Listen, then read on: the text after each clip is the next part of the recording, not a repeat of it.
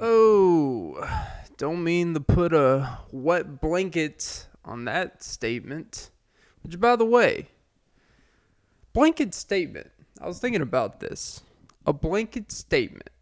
I even actually did a little quote unquote research, quote unquote. Because I've always heard the term, oh, that's such a blanket statement. And when you hear it, it can mean one thing. Because when you try to connect words in the English language, typically things connect and it's not so literal, but you kind of piece two and two together, right? That's kind of what learning a language is about. It's more than just learning words and translation. It's about understanding, like, for example, metaphors and examples, similes, alliteration, onomatopoeia, mouth. But a blanket statement is basically, quote unquote, something that someone says a generic response or has a generic explanation and it applies to all. When obviously not every statement applies to everything. But in their world it does. But a blanket statement, when I hear the word blanket, I think of covering up, staying warm, keeping it moving, having a good night's sleep. And sometimes, if you think too much of something, you don't sleep well at night. And sometimes, you know what? It is what it is. Sometimes things aren't that deep. Sometimes things are just a good old blanket. So ironically, wouldn't a wet blanket actually be more of a negative thing than a blanket statement? Because there's nothing positive when you hear the word blanket statement. And a wet blanket, it's not going to help you sleep well at night. It's like sleeping with wet socks. I don't know if you have shitty shoes and you even walk into and it's drenching fucking outside while it's fucking raining and it rains on your shoes, you step on a couple puddles, it's wearing out its welcome, so you have to use your ripped book bag as a way to protect yourself, even though your notebook's full of your future $500,000 worth of material is in there. And now you got wet socks. And boy, it sucks. But not as much as a wet blanket in your bed would be. But hey, we don't want to generalize shit now, would we? Welcome to episode 132 of the Off and Beat podcast. I'm your host, Clint Nelson. This is the first time I've recorded in the middle of the day. It is 12:04 p.m. Eastern. Recording this on April 2nd, 2022. That means it's 4/2/22. Which means, I don't know about you, but it's April 2nd of 2022. And I'm tailor-made for this swift impromptu pod. Actually, a little background. I woke up. I went to bed about 6, 7 a.m., got off work late. Then I got a phone call asking to go to Olive Garden. Unfortunately, I can't go. I have work. Not that anyone cares about my personal life like that. But I was a little disappointed because, you know what? I'm a man. I like breaking free bread sticks. But by the way, I wonder if Olive Garden does have the all-you-can-eat pasta thing going. But yeah. And you ever get a phone call after you've only slept for a few hours and you can't go back to sleep? And you're actually kind of awake, but you know you're going to be tired. You're not even exhausted. You're actually like, oh, I'm kind of awake now. It's like once you're up, I would assume it's like waking up with a baby all the time, like a crying baby. And my crying baby was one that called me. Oh, crocodile tears. Crocodile. Talk about the Jungle Book. Which, by the way, I really think I need to start reading. Because welcome to the jungle with my uninformed curiosity. I guess we just found the name for the pod. Uninformed curiosity. I've been hearing that term informed lately. Or not lately, because it's a very common thing in today's society. People are so obsessed with how informed you are about things. Being informed. If you're not informed, you're an idiot. And people think just because they're informed, they're smarter, right? Or they at least are more in tune with society, right? What's more important, being informed or being curious about things, but maybe not always giving a fuck to actually go look at shit? I actually appreciate someone that's like, you know what, I'm curious about something and I have my own thoughts based off my own life experience, my own projections. Literally, when you think about what an opinion is or a thought process, it really is just a projection, which when people want to use, you're just projecting your shit onto me. It's like, well, yeah, because that's what, baby, I'm Mel Kiper. My job is to project what you're going to do years from now. And they project your value. They project what your traits, your character traits, your work ethic, and all this shit.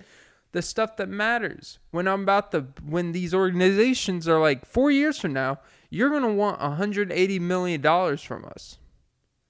So yeah, I'm gonna go deep into my projections, and I'm gonna judge the fuck out of you. All right. But for some reason, if I'm bitching to my lady, all of a sudden, my projections are a problem. Oh, that's your insecurities. See, you're just being so insecure. It's like, but it's literally something that is in your DNA. It's literally something of a characteristic that you have shown. It's as they call, a character red flag. Well, I don't know if that's the proper term or whatever.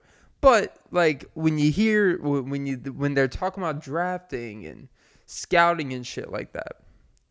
And that's really what, when you're making, if I'm about to propose to a lady, I'm investing potentially for the boy hundreds of millions of dollars on the line, or at least, couple thou.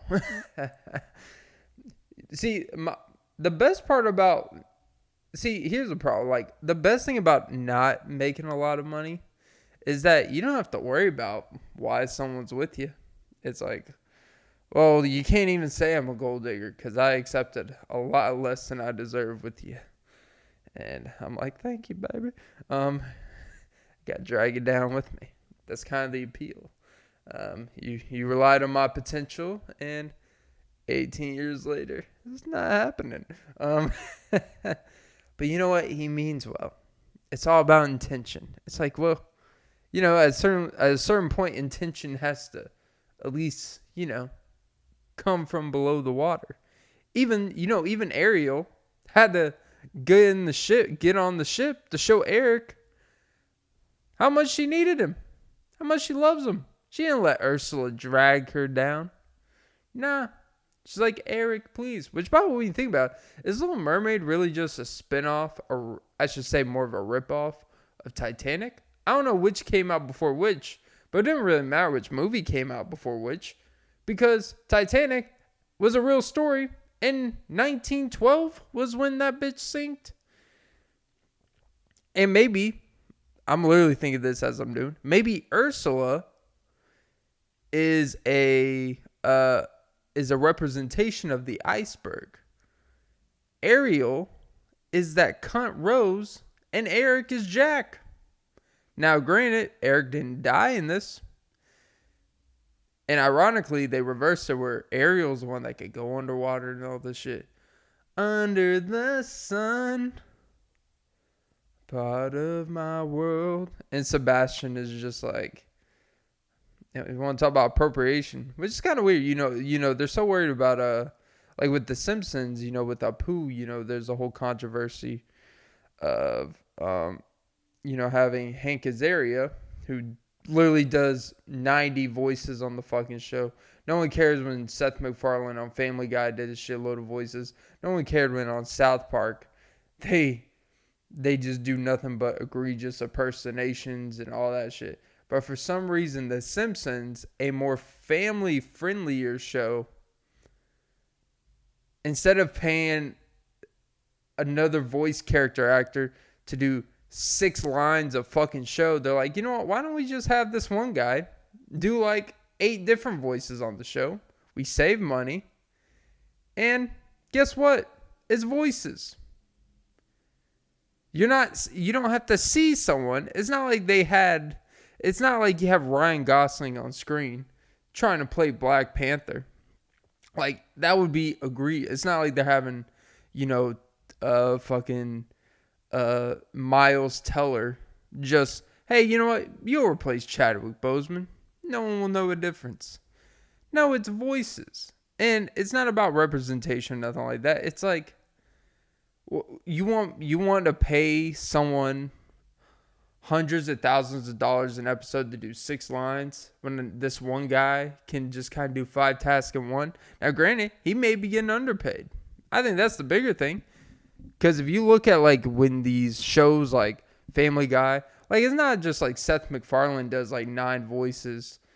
Like all the other actors, they do other voices as well. Type of shit. Like typically you do multiple voices in a thing. Because one, it's just time efficient. You get it done. It's like, oh, you sound like what this person could sound like. You know what? Fine.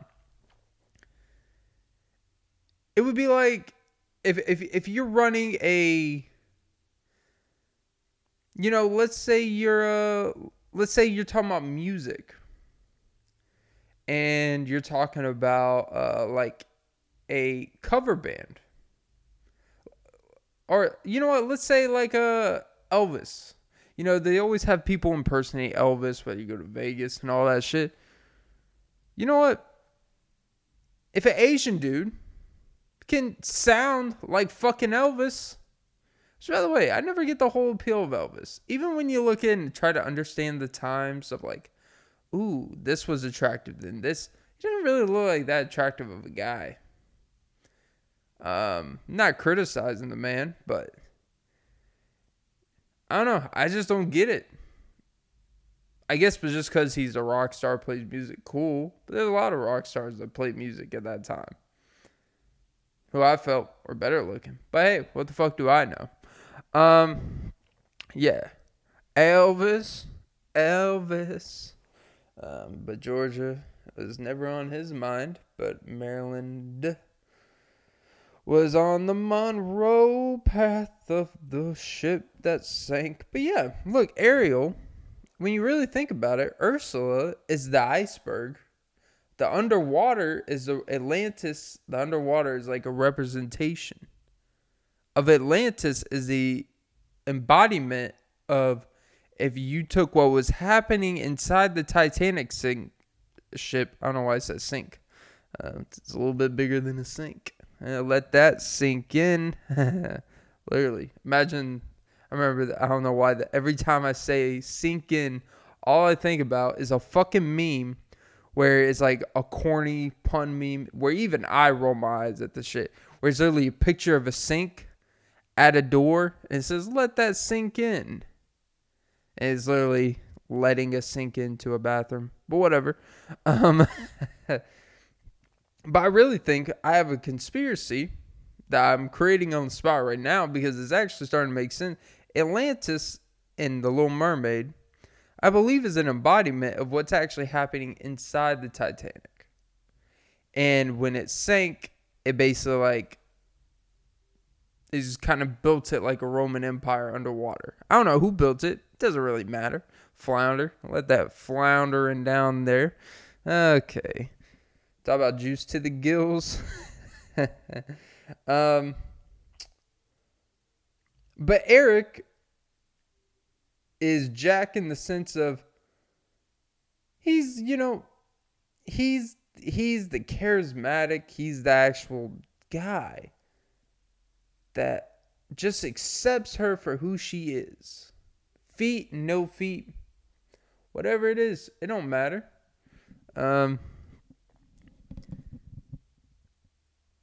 But yeah, I think Little Mermaid is just that. It's an embodiment of Titanic. But hey, maybe this pod won't be a Titanic failure. Okay. But yeah, good times. Let the good times roll. Good times. Talk about a combination, a mashup of Fall Out Boy and the show Good Times. Oh, sugar, this pot is going down swinging. But I'm no switch hitter here.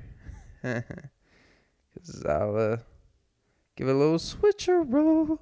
But yeah, oh yeah. It's more, going back to uninformed curiosity. Strictly out of curiosity. What would happen if you got with me? Maybe skip a couple rocks with me. And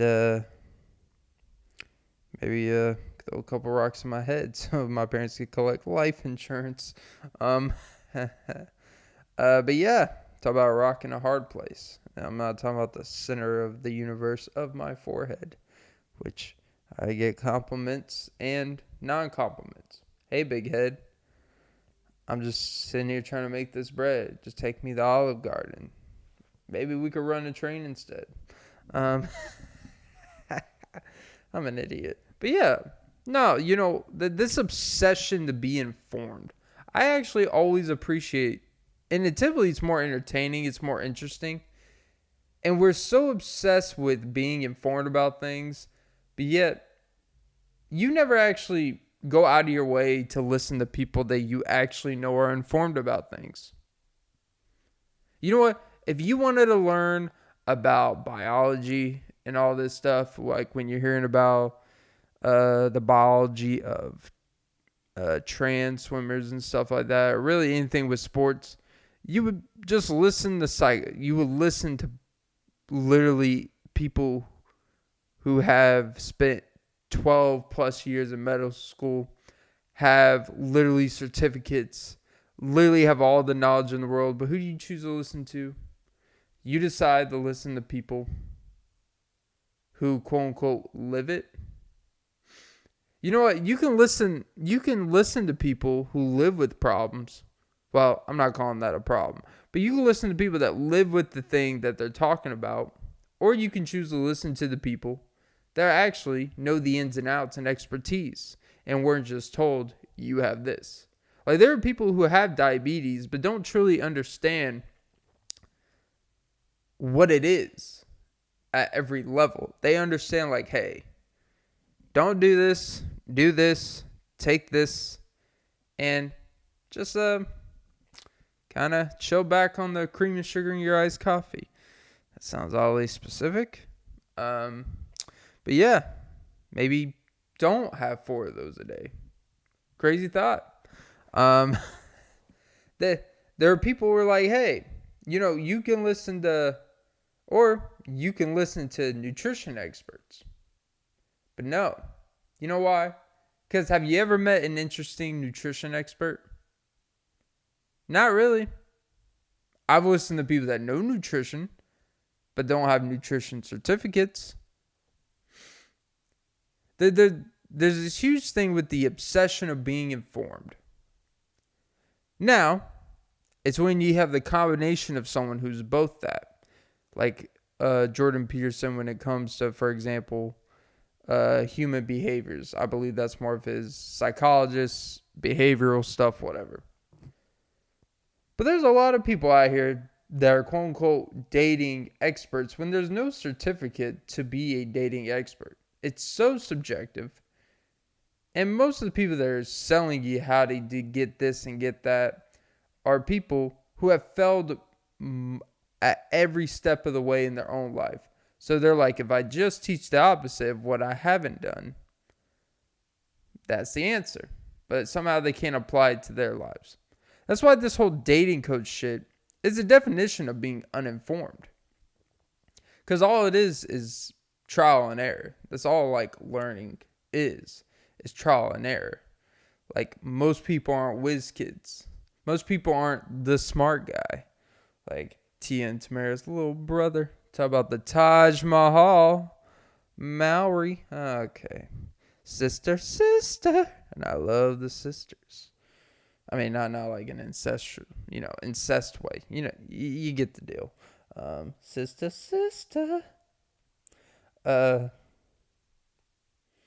Which, by the way, they had better fashion taste than Fresh Prince. And talk about that being a slap in the face. Okay. Uh, all the ladies, Independence Day. It's about keeping it a little to the real. Okay. Uh, you know what's funny about the show, like The Real, is that most of those girls, I remember, like, most of the girls that were on the panel, they would always, they were once in a marriage or relationship where they felt undervalued, and they were so open with all their marital problems and relationship problems, and then it didn't work out. The husband left them, or a husband cheated, or they got divorced, and it was the worst thing in the world. And then, like, 6 months later, they start seeing some guy, and then they start talking about how healthy their relationship is. And then the way they talk about how healthy their relationship is, they just talk shit about the previous person. And it's funny. It's fine and interesting that they all kind of have the same trajectory and a lot of this shit. I don't know. I don't know where I was going with that. Oh yeah, it just seems like I really do think when people get on TV shows and these talk shows where their job is to literally talk about current issues and social issues, like The View, like The Real. And I don't really watch these shows, but I've seen, I used to come across clips on IG. I see clips when shit happens, whatever. And it seems like there's this overcompensation to make their life seem a whole lot more active and interesting than it just might be. And that's why I do respect someone, ironically, like, is it Tamara Mowry or Tia? Whichever one is on The Real. She just kind of like, yeah, I'm married and I'm happy. She has kids.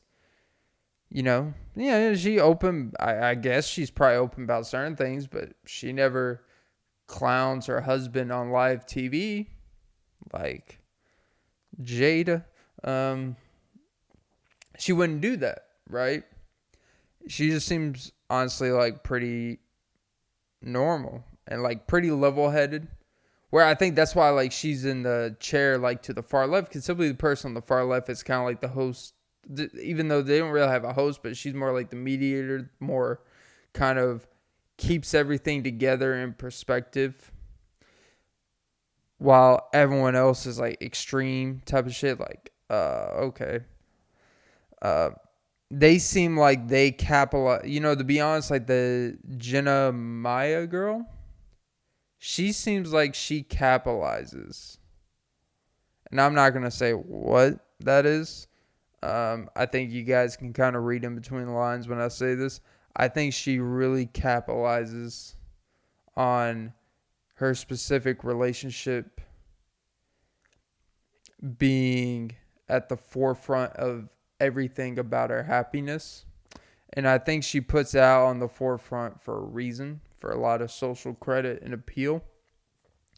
Because she used to always bitch about her ex. Oh, Jesus. What is it? Is this the Wendy fucking Williams show? Jesus Christ, Clint. How do I even know most of this shit? Oh, yeah, that's right. Because I got force fed in my fucking algorithm. Well, they say the algorithm because it knows what you want. It's like, you know what? If I had a paycheck for every fucking time something or someone told me I know what you want and they didn't, I'll be a whole lot of money going broke. Right, Antonio Brown? I'm not going to get ankle surgery till a team signs me.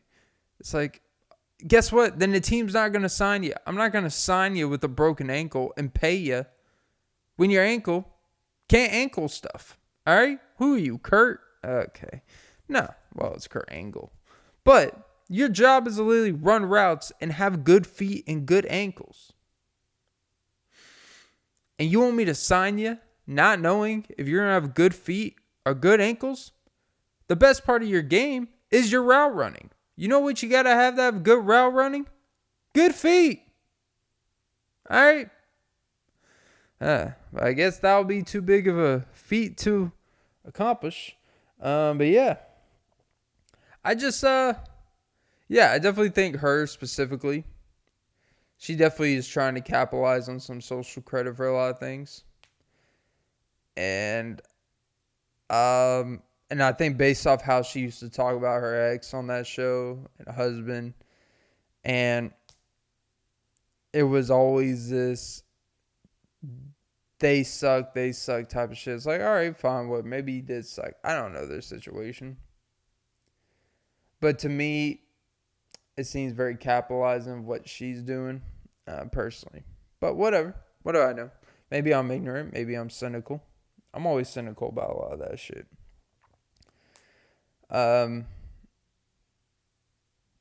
It's always, the whole idea of, like, honestly just promoting your relationship.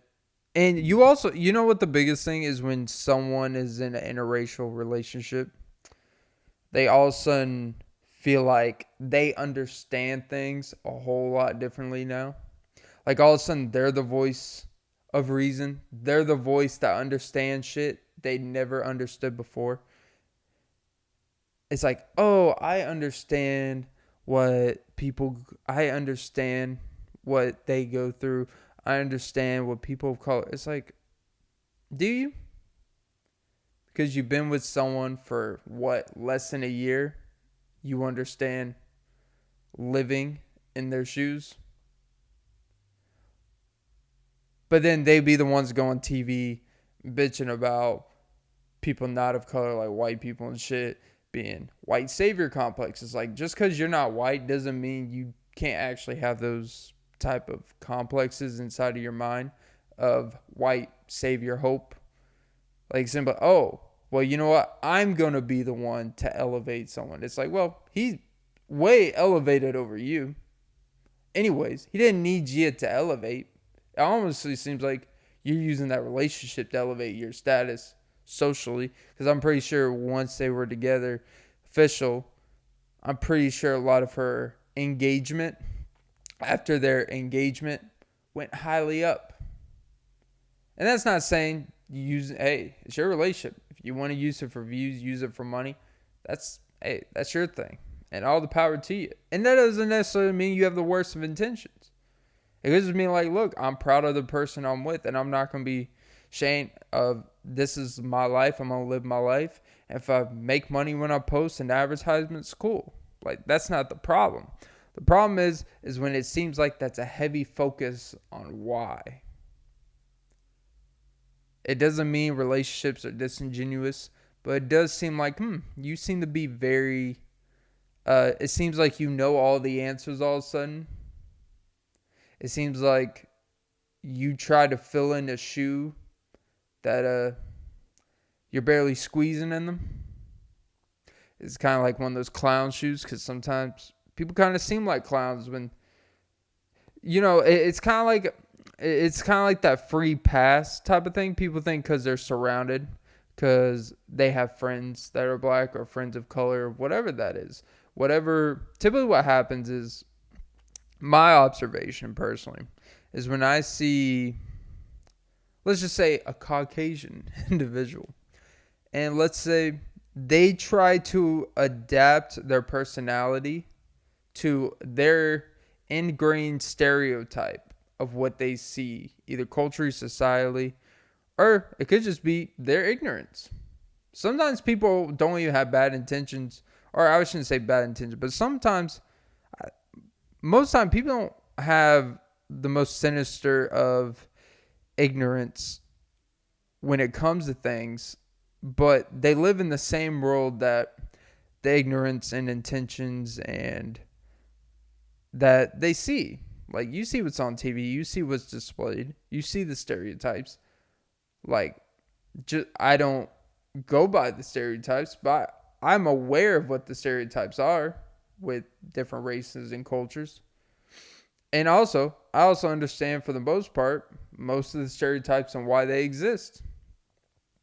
And that's really, really gets really uncomfortable when you really learn about a lot of this shit, right?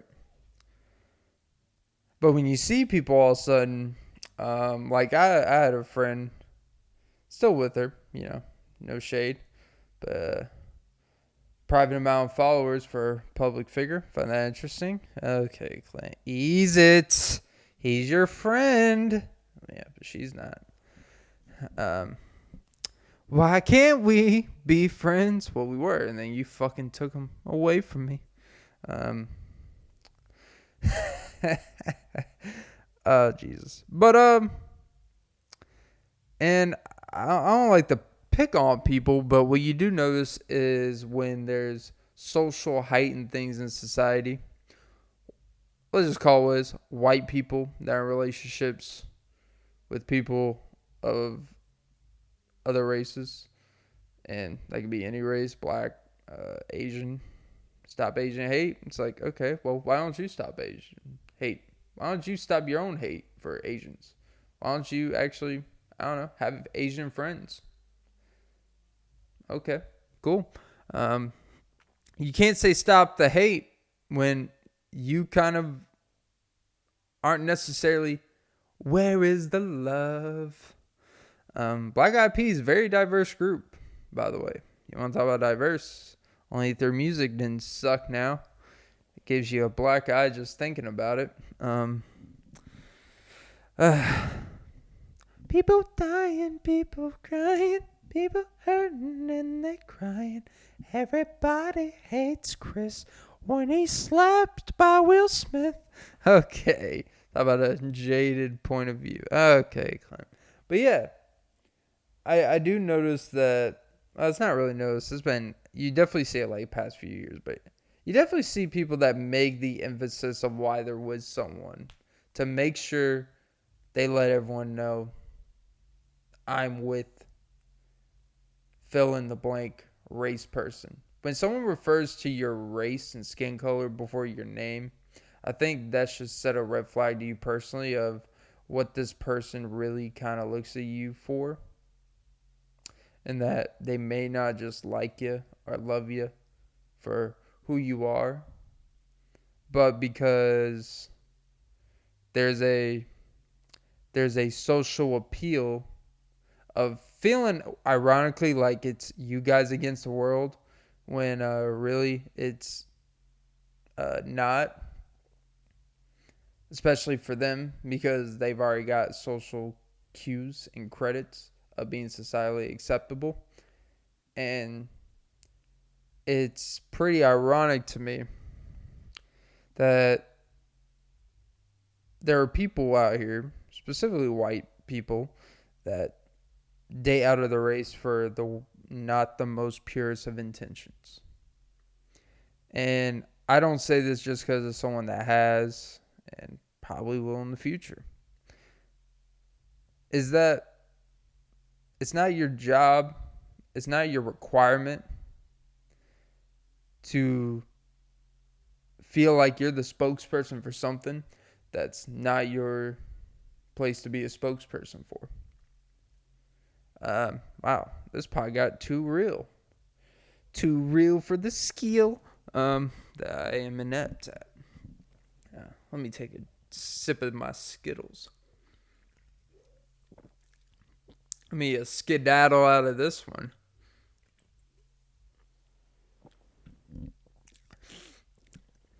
But I will say this, like, I genuinely, and I say it because the more I overhear how girls, and it's not even girls, but it's honestly the more common thing.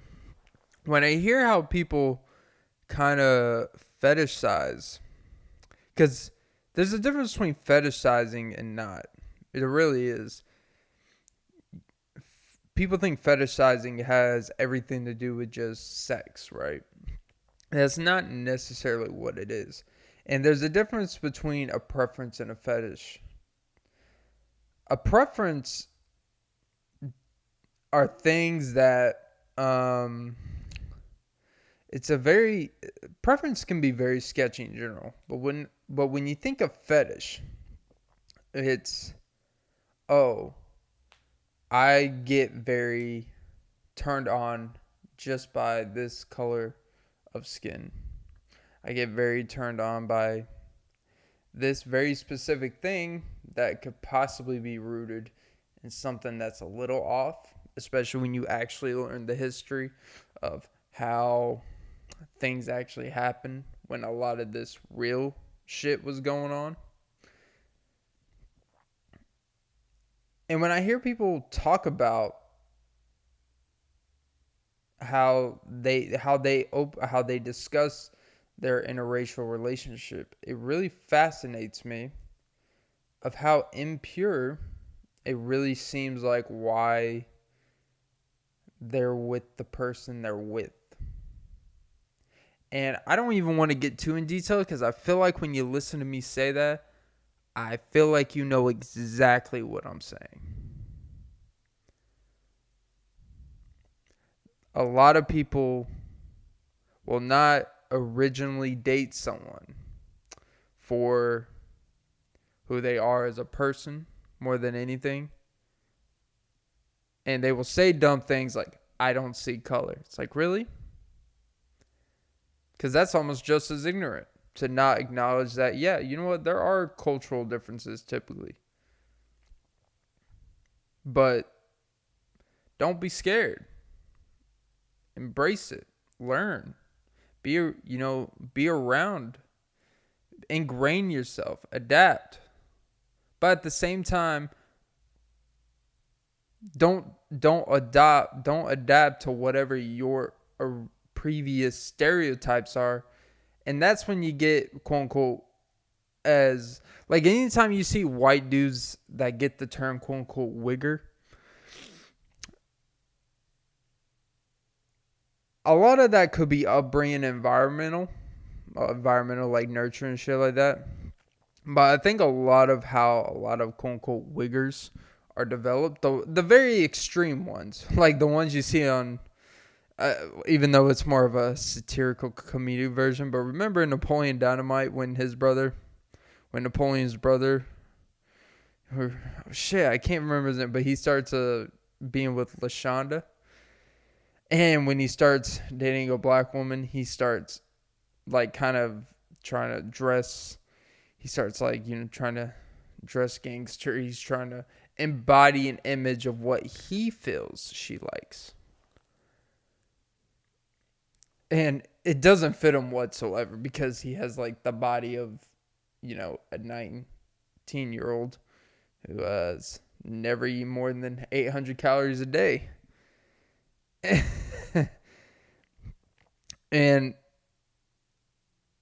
obviously that's an exaggerated version for comedic effect because it's funny. Because it's like, this dude, no matter how you slice and dice this dude, would never be with this woman. And that's what makes it funny. But I think when people try to quote unquote be a stereotype of something ironically, to quote unquote match whatever their original stereotype of a person they're with, I think it says a lot about what they really think about things. And the reason why I even mention that is because I see it a lot. And I think a thing that set it off is I overheard someone when I was hanging out my spot. Not giving away my spot, but when I was hanging out my spot working on stuff the other day, I walked in and, these two girls, they were obnoxiously conversating loudly where they were inconsiderate of others, but luckily I had my Samsung earbuds. But the problem is I forgot to charge my fucking Samsung earbuds before I got there, so I'm like, fuck. So I had to charge it, and I had to endure these bitches talk about shit that I really wish I didn't know. Like, at all. But when they were talking about, quote unquote, their friends or whatever, they were the race of the person that they were hanging out with or doing the thing with was constantly coming up. The race was obsessiveness. Not just like a mention, not just like, oh, this and laugh about whatever. Like, it was like every characteristic that they were talking about this person specifically was about the race. And not ironically, she was actually criticizing because he was quote unquote not what she thought in terms of he was too nerdy. He was too this.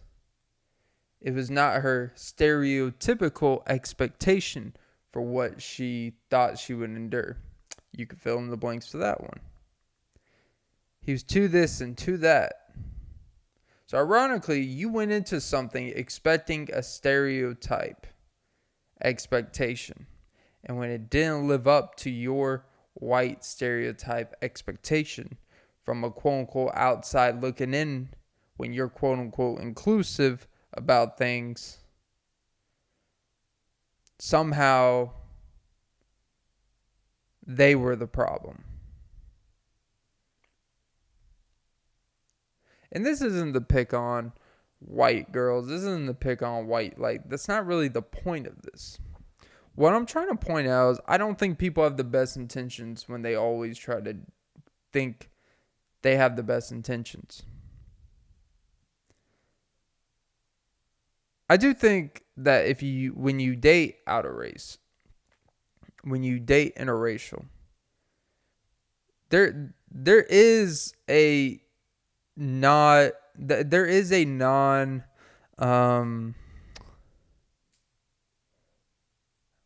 what's the way I'm trying to like articulate this best?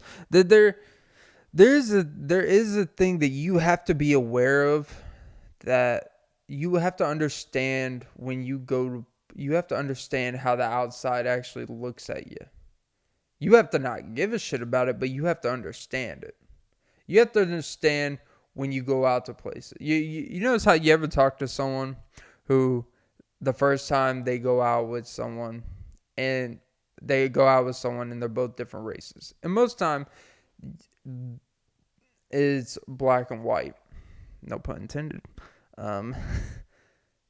When you go out, like the first time you go out with someone, it's typically the white people, if we're going to be honest. They are typically shocked with how many quote unquote looks you get.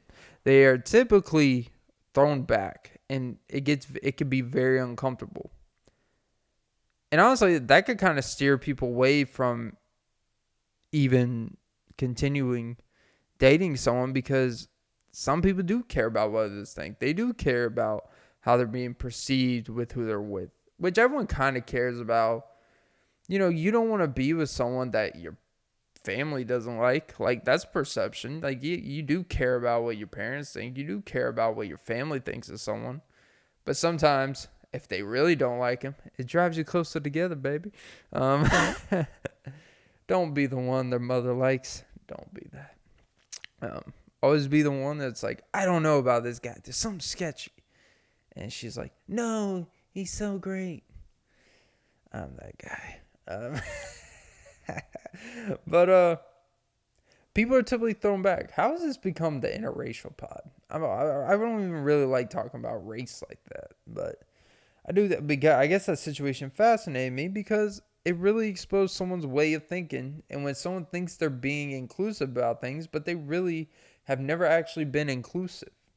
They've never actually been themselves around people. Because people think when you hang out with people of other races, people think like the other race wants you to be a version of what you would be if you were their skin color. That's what the person thinks. Like, a lot of people think that when they're with someone of a different race, that other person wants them to be a stereotype version. Kind of like some you would see in a sketch show, right? Instead of just like... But you know what they really want? You know what people really just want in general, regardless of your race, regardless of your gender? It's just for you to be comfortably yourself. Because when you're comfortably yourself, you know what's transcendent against all races? People get comfortable around you when they know what they're getting. It's when they feel like they're being sold something to fit a quota. Or they're being sold something to kind of fill a void. Or being sold something to kind of be used in a way. And when you consider the history of typically dynamics of that nature, you really realize, oh, you're actually no better, and you're being a lot more deceptive about a lot of your biases and a lot of shit that you don't even realize exists within yourself. But I don't know, maybe I'm getting too deep into it. Because I have very in-depth conversations in the past with a specific friend of mine where he talks about a lot of, I'm not even going to say whatever, but, talks about his in-depth. He says, look, none of this shit matters. It really doesn't matter. It's this whole thing that,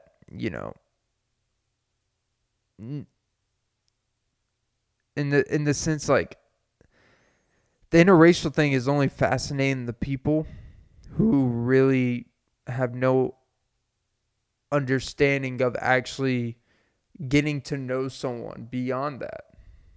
So he says basically anytime you hear someone try to explain to you why dating interracial is bad or why you don't understand how problematic and all that, and when people try to get too in depth with, he's like, you know what it says about them? He says what it says about them is that they don't have to develop as a person better, and expose a lot of their biases that are pretty limited when they would try to expose other biases for being as limited as theirs. If that makes any sense. It makes sense when I'm saying it, but I understand sometimes when you say something, it only makes sense to you. So I don't know, Yeah, fuck the real. Take that from a view above. Right, Drake? Oh, Jesus. Keep the family close. Okay. Yeah. Turn it upside down. It's a 6 now. It's a fucking dumbass song, Drake. It used to be a 9, now it's a 6 now. Oh. It's like, alright, man, whatever. Yeah.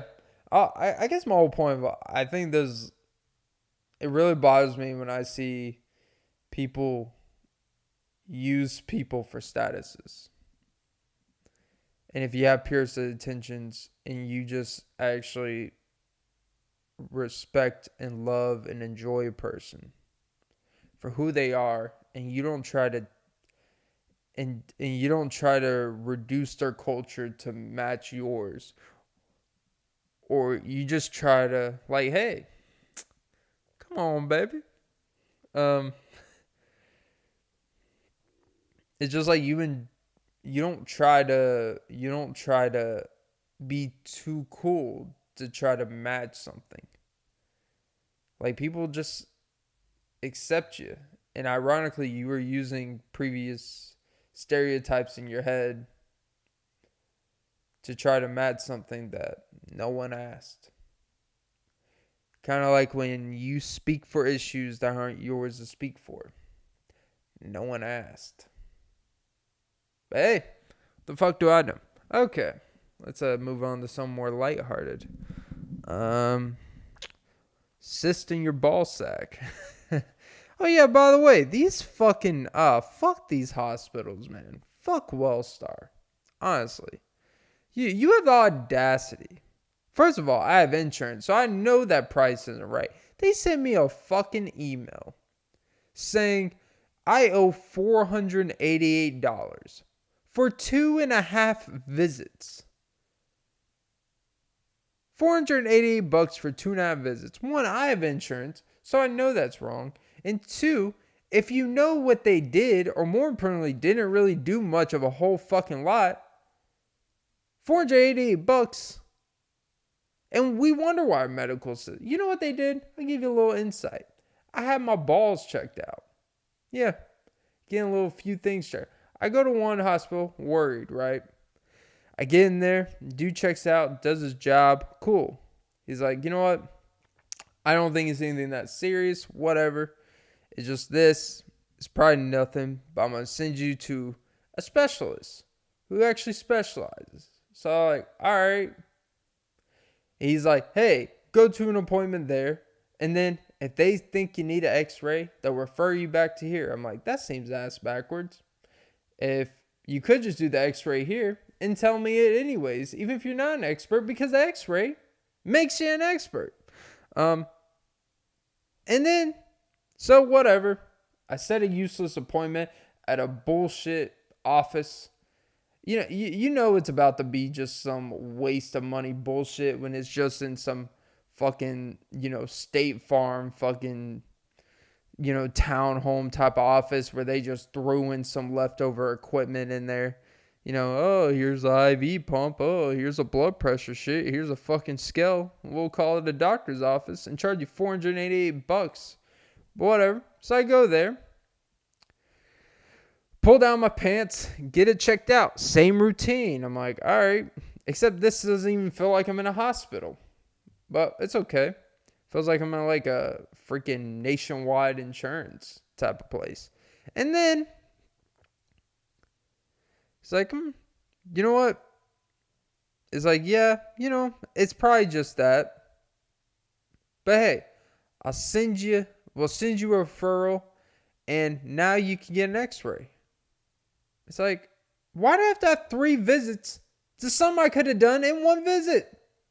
Oh, that's right. Because you gotta get your co-payments in. You gotta get your $25, $30 fucking insurance payments. But fine, 2 visits. That's what, $40, $50, $60 at most. Whatever the fuck. And then I was like, you know what? Fuck it. I'm not going to get the x-ray. I feel fine. Things are working. Working. It's like, you know what? And, well, I was going to go to the appointment, but, I was tired working. I was working. It lapped over. They want you to set an appointment 2 weeks ahead of time. When it's like, I don't know if I'm going to wake up on the right side of the bed. I don't know if I'm going to work late the night before. I'm going to get up at 4 a.m. and have to wake up at 9. So I set an appointment 2 weeks ago that I'm hella obliged to, but it's kind of an important one I have to get to. So I get 2 hours of sleep, go there. You know what? I overslept and I didn't go. Cool. You know what? I understand if you have to charge $25 for an appointment I didn't show up for, which I think that's kind of weird and fucked up. But whatever. It's weird how you get charged for something you didn't do. Fine. But that's still not even $100. Not even. You're going to charge me $488 for you guys giving me the fucking runaround? For you guys fucking just to check my balls out? You know what? I'm laying it on the table, and I'm going to slap you guys in the face with it. I'm going to come after you. I know you have a lot of fucking money, and I know you guys, I hate to say that doctors get overpaid, but you know what? You literally looked at my ball sack for 40 seconds, felt around, had me hold up my shaft, and then you said, get an x-ray. It's like, then what are you looking at it for? You could have got the x-ray to begin with. I could have spared 2 people staring at the bottom of my sack like it's a cave, and I could have saved the awkwardness. I'm not ashamed to show. I'll do a nude painting, but you know what? The only pictures they were painting were assumptions. Probably judging the mole near my tip. Probably judging like, why doesn't the guy ever shave? I'm an old soul. All right. And I still don't know what her fucking specialty was. And you know what's weird? It was like an all-female at the doctor's office. The quote-unquote experts. It was an all-female cast. Yeah, kind of like a female-driven movie. Talk about a Ghostbuster. Because I was the anyways. But no, I was there. It was like all females, the front desk area, all the dark. I did not see one male in sight, which is fine. So when they asked me, hey, do you want a male or female? I was like, I feel like the choice is made for me, but I don't care, whatever. Just wear gloves, put a mask on so you're not tempted. I get it.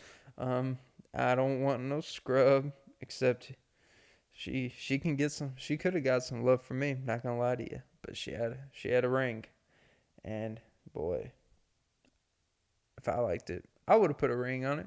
A cock ring. Okay, Clint. Talk about a ring pop. Okay. Jesus. But yeah, it's like you literally looked at it for 40 seconds. Imagine going to school for 10 years to look at people's ball sacks. Just for like 1 in 18 of the ball sacks you look at. I'm talking about sets, not 9. like 18 sacks.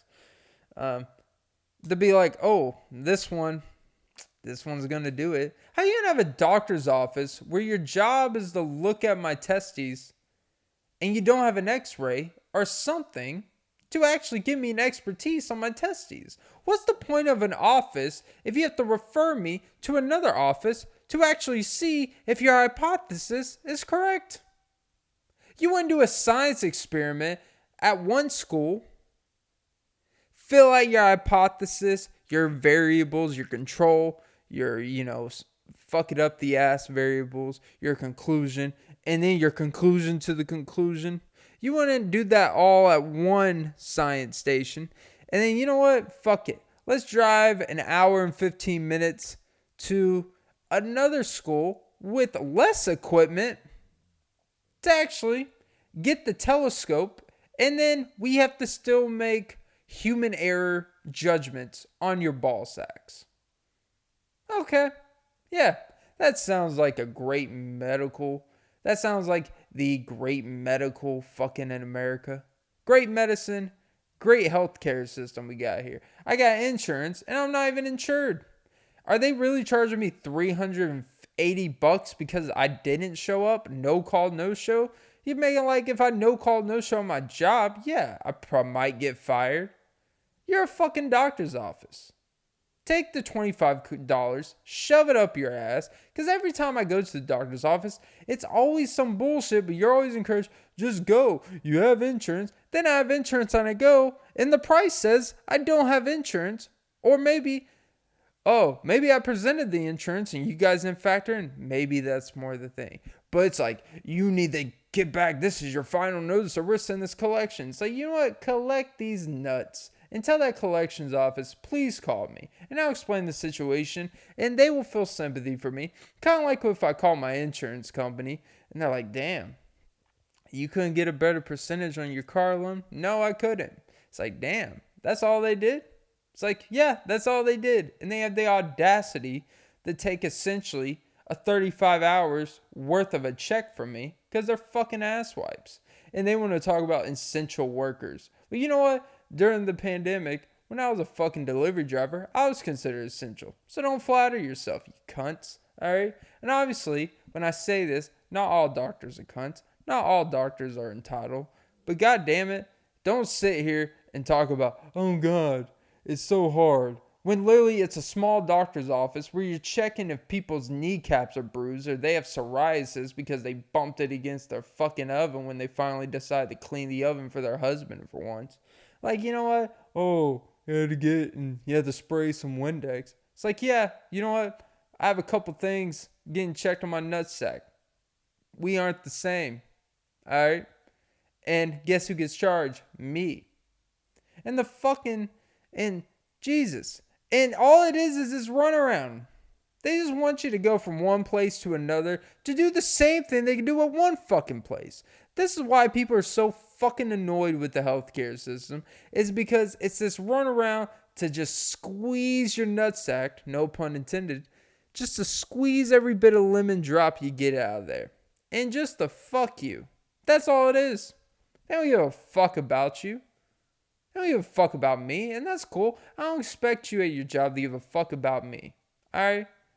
But god damn it, just understand when people don't come to you, and then when you're out of a job, because people are like, you know what, I'd rather die than deal with your fucking judgmental ass about why, what really happened? Why do you really have this on your stomach? Last time you came, we told you need to lose weight. Well, how come you haven't lost weight? It's like, I don't know. Kind of hard to lose weight when I'm paying you guys $500 to look under the telescope in between my seams. Alright? You want to know why I don't shave? Can't afford it. Ever thought of that? Because I'm too busy paying your guys' asses to look at me for 40 seconds. Let's do the math. You looked at me for 40 seconds. $488. You're literally charging me, what, 40? I don't know, that $40 a minute. Or $40 a second. No, that'd be a lot. You're literally charging me. Let's do some quick math here. Let's see. You're charging me. You have the audacity to try to charge me $448.